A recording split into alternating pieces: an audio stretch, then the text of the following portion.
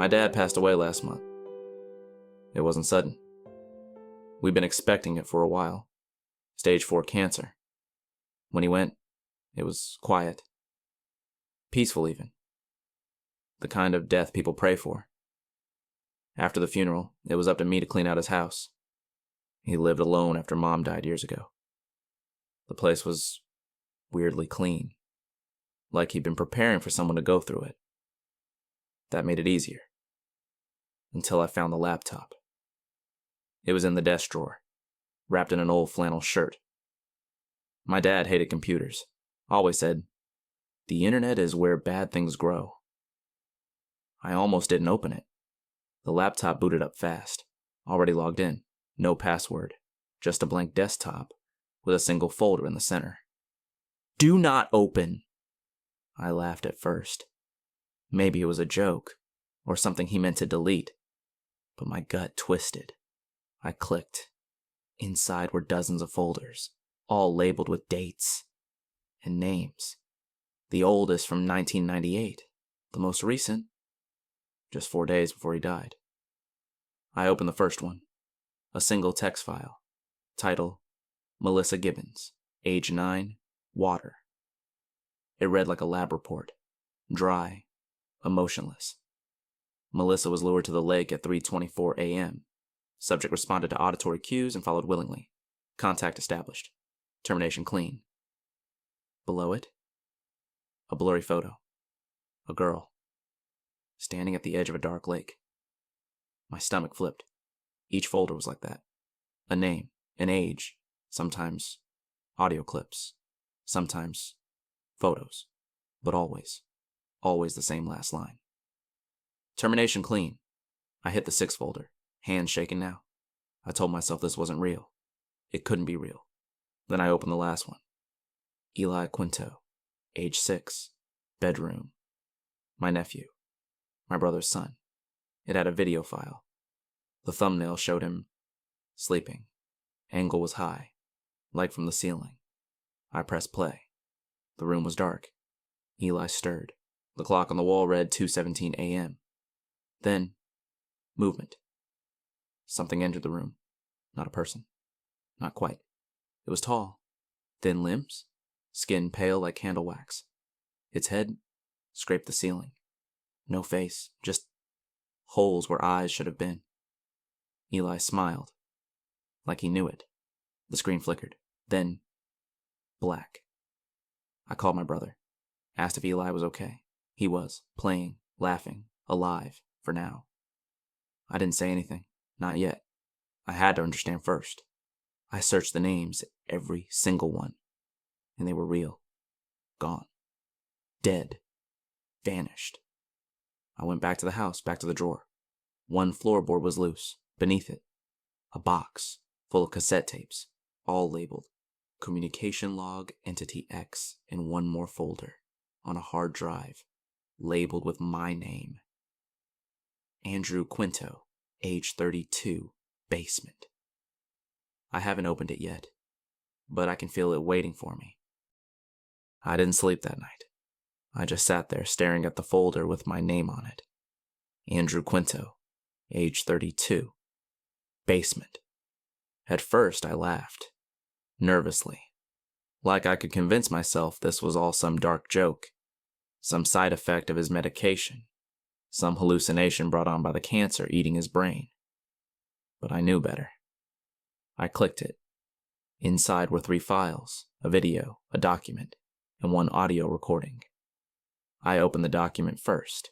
It was titled Protocol, Subject A, 32.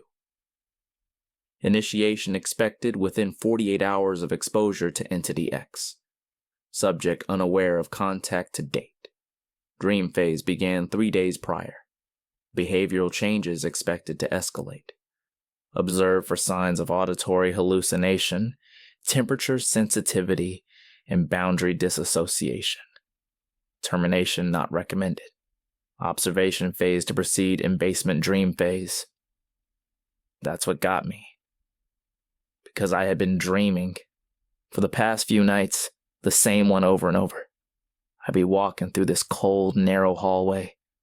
The walls made of decaying wood, rotting, wet.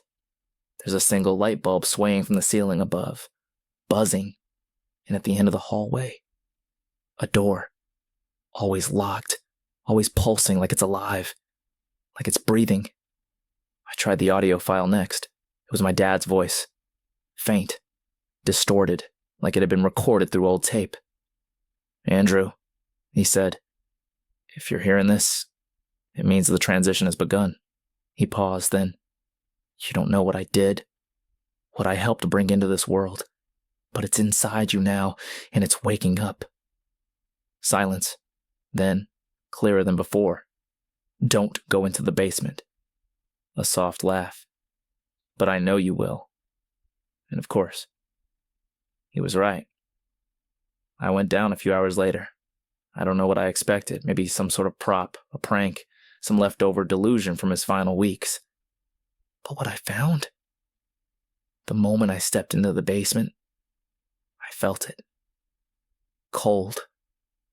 Not like temperature, like pressure. The air was thick like syrup. It pressed against my skin, my eyes, my ears. It was dark. The only light came from my flashlight, and even that felt dimmer somehow. Like the shadows were swallowing it. I walked slowly, scanning the corners. Nothing. Just old furniture and storage boxes. Then I saw it. In the far left corner of the room. A shape. It didn't move. It looked like a person. Tall. Thin. Facing the wall. I raised the flashlight. Heart pounding. Nothing. Just a coat rack. But I swear to you, before the beam touched it, it had turned its head toward me. I spun around, and the basement door slammed shut. Hard. The light bulb above flickered once, then died. Darkness. Then the voices began. They weren't around me. They were inside me, filling my head like water in a sinking room. They whispered in a language I didn't know, but understood anyway. They showed me things. Flashes. Rooms made of flesh. Stairs that never ended. Children crying into pillows made of teeth. I saw a tower. Black. Silent. Rising out of a dead field. And inside that tower, something waiting. Something my dad called Entity X. I don't know how long I was down there. When I came to, I was in my car, outside the house, engine running. My hands were bleeding. On the passenger seat was a cassette tape. Written in my dad's handwriting, it said, "Don't let them talk through you." I haven't played it yet, but I think it's already too late. They're still in the basement. They've been waiting. And now, they know I'm listening. I've listened to the tape. I tried not to. I really did. But something about it, it felt like it was pulling at me. Like it had weight. When I finally pressed play, I expected a message, a confession, a warning. But what I heard wasn't my dad's voice. It was something else. A low, wet rasp, like someone breathing through gravel. It didn't speak in words, just noises, clicks, growls, hums. But somehow, I understood. It showed me things, not with pictures, not with sound, with memory, things that didn't belong to me. A stone altar in the middle of a forest, blood pooled in grooves like irrigation. A man kneeling, eyes rolled back, mouth open, whispering something to the sky. And towering behind him. That same shape, the same one from the video, the same one from my dream, Entity X. It wasn't just a thing. It was a system. A ritual. Something ancient. Older than language. It feeds on moments. It doesn't want blood. It doesn't want sacrifice. It wants fear. The kind of fear that changes the air. The kind that lasts for generations. That builds up in the walls of a house. That lives in the silence between screams. That's what the files were. The folder on the laptop. The names, the dates. They weren't victims. They were offerings. And my dad, he wasn't crazy. He was a curator, a gatekeeper. He didn't just document these cases, he delivered them. He brought it here to me.